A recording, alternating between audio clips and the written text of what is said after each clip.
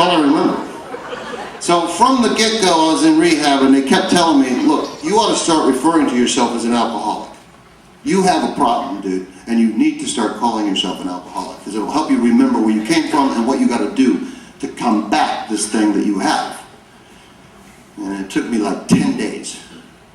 But after 10 days, I finally said, all right, I'm Steve, I'm an alcoholic. I am an alcoholic. And my roommate in rehab wasn't there yet. So he goes to me, he goes, so you're calling yourself an alcoholic now? I said, yeah, man, I think that's how it is, man. I don't know. Don't you think it's humiliating to always be known as the alcoholic? I said, no, it's humiliating to always be known as the defendant.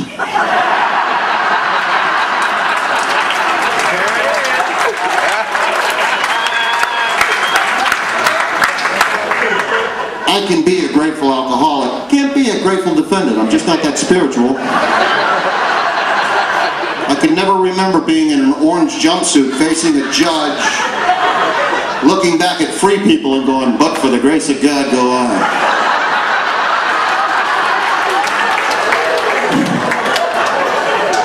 Thank God I'm me.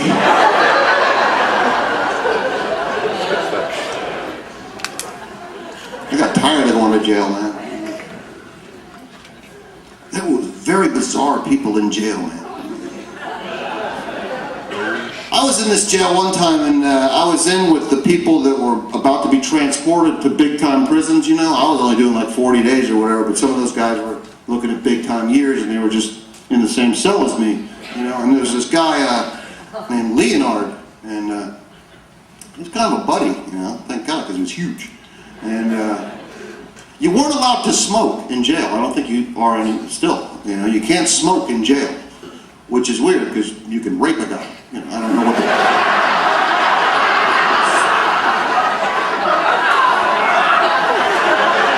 you just can't enjoy the cigarette after, okay?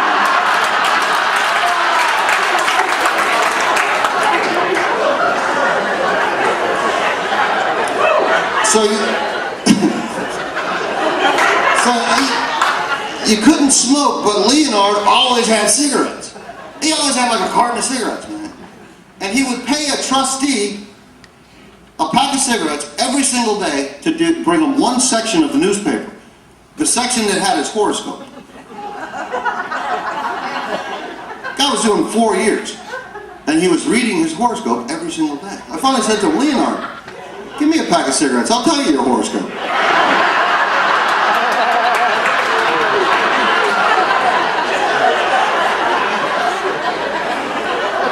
At 10 a.m. you're going to eat a bologna sandwich. Come on.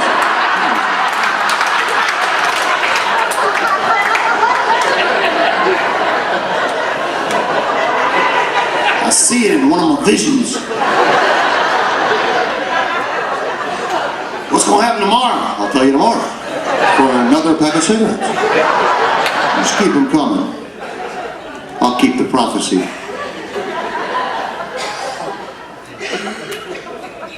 I couldn't smoke in jail. By the way, we are going to have a 15-minute intermission so people can smoke.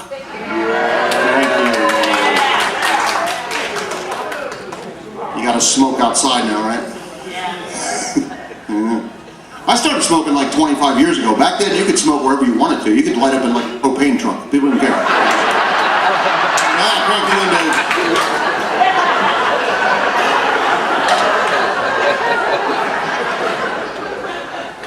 Now you gotta go outside like a dog that peed on the couch.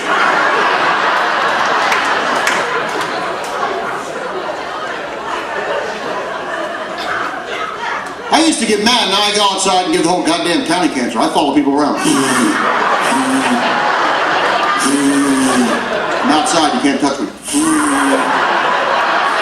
What time to kidnap baby stroller? Come here, you little bastard.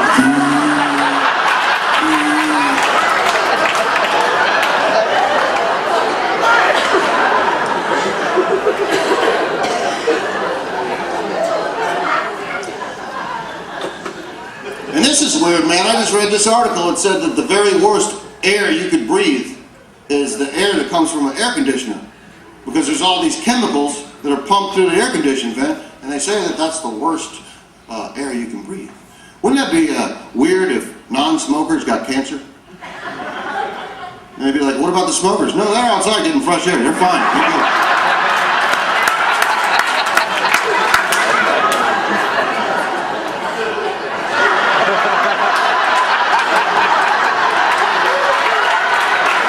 Feel great.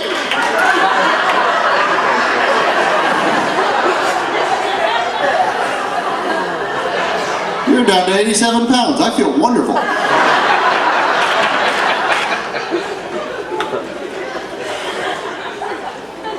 You gotta go outside. And even when they do let you smoke indoors, they always put you in that special you're an asshole section, right?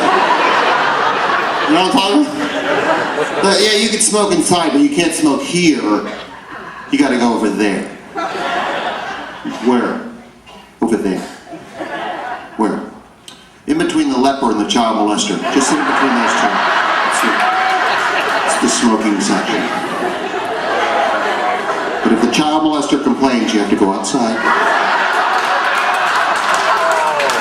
Because he has rights.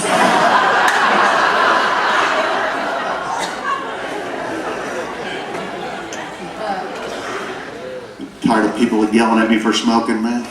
You know, half that smoke goes into my lungs. I'm like, yeah, you're right. You buy the next pack.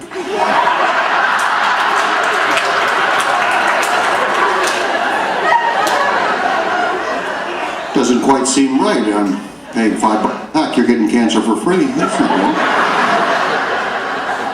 That ain't right. I'm kind of glad they don't smoke in AA meetings anymore, though, man. I used to go to certain meetings. Remember AA meetings like 10, 15 years ago when you could still smoke? There was enough smoke in there you could cure ham. Put them up on the ceiling. Wait 15 hours. That'd be a good way to quit smoking, though. Hey, what are you doing? Chewing the gum? No, it's nicotine ham.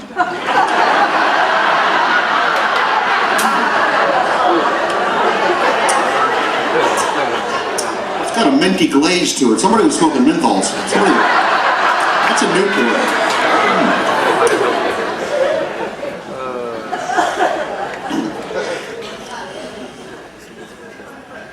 I've tried everything to quit smoking, man. I tried the patch, I've tried the gum, I tried pills. I tried that thing with the needles. What was it? No, heroin.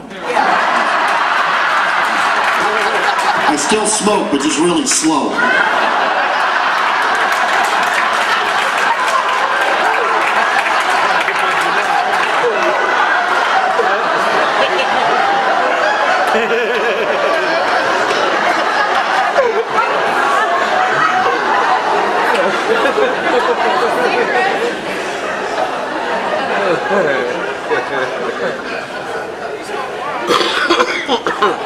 You ever have people try to give you new age advice when you were still drinking to how to quit drinking, why your life was so screwed up?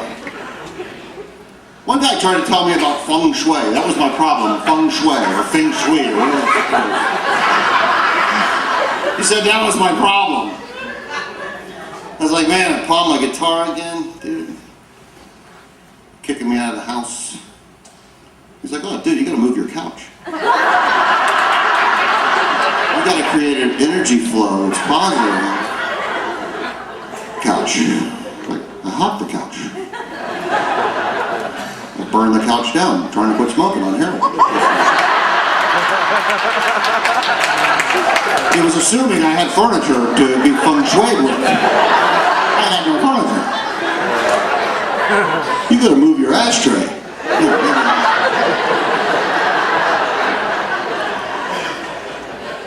Those mustard packets that are the only thing in your refrigerator, you gotta shift those over a little bit. Thanks.